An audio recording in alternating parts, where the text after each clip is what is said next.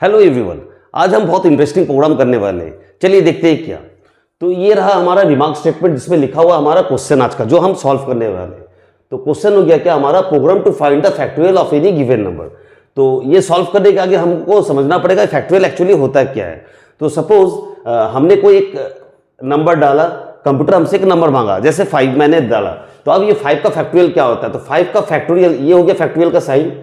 तो 5 का फैक्टोरियल हो गया 5 into 4 into 3 into 2 into 1 that is equals to 120। That means आपके अगर जो वैल्यू का फैक्टोरियल निकालना चाहते हो उस वैल्यू से 1 तक, यानी जितने भी पॉजिटिव इंटीजर्स है, अगर मैं 5 डालता हूं तो 5 4 3 2 1 ये सब क्या है, पॉजिटिव इंटीजर्स। तो इनका प्रोडक्ट करके जो वैल्यू आएगा, आपका रिजल्ट जो आएगा, दैट वन इज फैक्टोरियल। तो आप या तो 5 डाल रहे हो तो 5 इंटू 4 इंटू 3 इंटू 2 इंटू 1 करो, या 1 से लेकर उस वैल्यू तक, यानी 1 इंटू 2 इंटू 3 इंटू 4 इंटू 5। तो किसी भी तरह मल्टीप्लाई करो, सेम वैल्यू आएगा। तो this one is factorial of that particular number. तो हमें एक प्रोग्राम ऐसा डिजाइन करना है कि जिसमें कंप्यूटर हमसे पहले क्या करेगा, एक वैल्यू मांगेगा। वो वैल्यू 2 3 5 7 कुछ भी आप डाल सकते हो। एक इंटीजर वैल्यू आपने जो डाला, आप उसके ऊपर में क्या फैक्टोरियल आएगा तो वो कैलकुलेट करके कंप्यूटर हमें रिप्लाई देगा। तो चलो देखते हैं, इस चीज को हम समझते हैं। तो सबसे पहले हमारा क्या हुआ, हमने मेन में 3 वेरिएबल पकड़ा है। एक हो गया आई लूप चलाने के लिए, एन हो गया एक वेरिएबल जिसमें यूजर इनपुट करेगा एक वैल्यू जो कि अननोन है, कुछ भी हो सकता है, और f इक्वल्स टू 1 पकड़ा क्योंकि f के अंदर फैक्टोरियल हम कैलकुलेट करेंगे। अब आपका क्वेश्चन होगा जो सर f का वैल्यू 1 किस लिए पकड़ा, 0 भी पकड़ सकते थे। तो as we know that 0 into any value we get 0, लेकिन 1 के संग अगर कोई वैल्यू को मल्टीप्लाई करेंगे तो क्या होगा, it will return the same value. जैसे 1 इंटू 4 4 रहेगा, 1 इंटू 5 5 रहेगा, बट 0 इंटू 4 0, 0 इंटू 5 0। तो इसलिए हमने f को इनिशियलाइज किया 1 से, ताकि जो एक्चुअल वैल्यू है वो रहे। तो ये इनिशियलाइजेशन पार्ट है।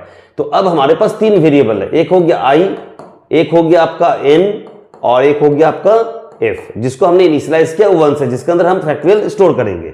अब रहा क्लियर स्क्रीन। उसके बाद हमने क्या किया, एक इंस्ट्रक्शन डिस्प्ले क्या प्रिंटफ एंटर एनी नंबर, माने यूजर को एक इंस्ट्रक्शन दिया जा रहा है आउटपुट स्क्रीन में, जो आप एक नंबर डालो। तो ये इंस्ट्रक्शन पढ़ के यूजर क्या करेगा, एक नंबर डालेगा। तो स्कैनफ क्या कर रहा है, हमसे एक वैल्यू मांगेगा। किस टाइप का वैल्यू मांगेगा, इंटीजर वैल्यू। तो परसेंट डी इंटीजर को रिप्रेजेंट करता है जैसे कि आप जानते हैं, और एम्परसेंट एन क्या हो गया, एन के एड्रेस में स्टोर होगा। तो स्कैनफ क्या कर रहा है, एक इंटीजर वैल्यू मांग रहा है जो हम एन के एड्रेस में स्टोर कर रहे हैं। तो सपोज मैं डाला 5, तो एन का वैल्यू क्या हो गया 5। अब मुझे 5 का दैट मींस फैक्टोरियल निकालना है। तो मैं जैसे बताया 5 का फैक्टोरियल निकालने के लिए मुझे क्या करना है, या तो 5 से 1 तक जितने भी पॉजिटिव इंटीजर्स है उसको मल्टीप्लाई करना है, या फिर 1 से लेकर 5 तक जितने भी पॉजिटिव इंटीजर्स है उसको मल्टीप्लाई करना है, as we will get the same result. तो हम यहां पे क्या कर रहे हैं, for i equals to n, that means ये i तो लूपिंग पार्ट था, तो i को इनिशियलाइज किए क्या चीज से, n से। तो i इक्वल्स टू n, तो i का वैल्यू क्या हो गया स्टार्टिंग में n यानी 5। तो i का स्टार्टिंग वैल्यू हो गया 5।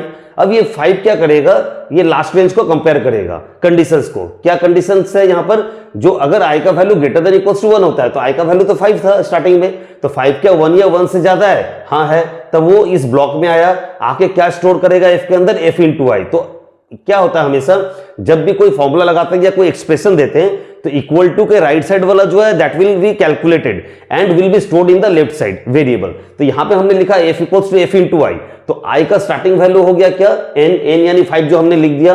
5 कंपेयर किया लास्ट रेंज को, 5 क्या 1 या 1 से ज्यादा है, हाँ है, फिर वो अंदर आया। अंदर आके अब f के अंदर स्टोर करेगा f इंटू आई। तो f into i that means 1 into 5 we are getting 5। तो 5 किसके अंदर जा रहा है, f के अंदर। तो वो क्या करेगा, f का जो प्रीवियस वैल्यू था उसको ओवरराइट करके या रिप्लेस करके 5 कर देगा प्रेजेंट वैल्यू। फिर यहां से जाएगा कहां, स्टेप वैल्यू में। तो स्टेप वैल्यू हमने क्या दिया, i माइनस माइनस, क्यों, क्योंकि 5 के बाद मुझे 4 पाना है। तो i माइनस माइनस यानी i का जो वैल्यू था लास्ट वैल्यू उसको वो -1 कर दे रहा है, एक वैल्यू कमा दे रहा है, क्योंकि माइनस माइनस हमने दिया। तो 5 माइनस 1 क्या हो गया 4। तो i का प्रेजेंट वैल्यू हो गया 4। अब ये 4 वापस लास्ट रेंज को कंपेयर करेगा, यानी कंडीशन को। 4 क्या ग्रेटर देन इक्वल्स टू 1 है, क्योंकि i का वैल्यू 4 हो चुका है। तो 4 क्या ग्रेटर देन इक्वल्स टू 1, हाँ है, वापस अंदर आया f के अंदर f इंटू आई। तो f इंटू आई यानी 5 4 जा 20, जो कि स्टोर होगा f के अंदर। तो f का वैल्यू ओवरराइट करके फिर से 20 कर दिया, वापस गया i माइनस माइनस, यानी 4 माइनस 1 हो गया हमारा 3 वापस कंपेयर करेगा लास्ट रेंज को।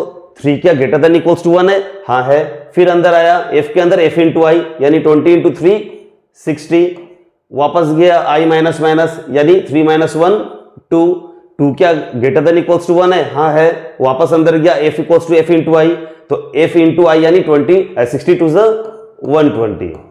वापस गया i माइनस माइनस यानी 2 माइनस 1 1, क्योंकि i माइनस माइनस माने जैसे मैंने बताया स्टेप माइनस 1 होता है। तो i का वैल्यू अभी है 1 1। वापस कंपेयर किया इसको लास्ट रेंज को, 1 क्या 1 या 1 से ज्यादा है? हाँ है। वापस गया यहां पर, तो f के अंदर f इंटू आई यानी 120 1 जा वापस किया 120।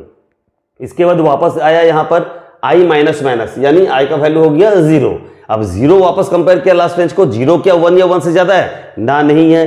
तो जैसे सेटिस्फाई नहीं किया वो क्या करेगा? ये लूप से बाहर निकल जाएगा। अब बाहर निकलते ही हम क्या करेंगे? आउटपुट को डिस्प्ले करेंगे। क्या बोल के? Factorial of % d is %d। तो फैक्टोरियल ऑफ यहां पे मैं पाना चाहता हूं जो एक्चुअल वैल्यू हमने इनपुट किया था, जिसका फैक्टोरियल देखना चाहते हो, यानी 5। तो यहां पे क्या प्रिंट करेंगे? Factorial of %d। %d का कौन सा वैल्यू पकड़ेगा? वो n का वैल्यू। n का वैल्यू क्या था? 5, यानी वो यहां पर 5 डिस्प्ले करेगा। फैक्टोरियल ऑफ 5 इज, अब यहां पे क्या होगा? Main result. तो यहां पर भी एक इंटीजर वैल्यू होगा, तो इसलिए वापस %d दिया। तो यहां पे कौन सा वैल्यू डिस्प्ले करेगा? जो f होल्ड कर रहा है। तो f के अंदर क्या है हमारा? 120, यानी 120 हो जाएगा यहां पर। तो आउटपुट हमारा क्या दिखेगा? Factorial of 5 is 120। चलिए इसको हम लोग रन करके एक बार देखते हैं। तो इसको कंपाइल किया Alt F9 से, अब कंट्रोल F9 से मैं रन कर रहा हूं। तो एक वैल्यू मांगा, मैं दिया 5 देने से क्या होगा? 5 इंटू 4 इंटू 3 इंटू 2 इंटू 1 यानी 120। तो फैक्टोरियल ऑफ 5 इज 120।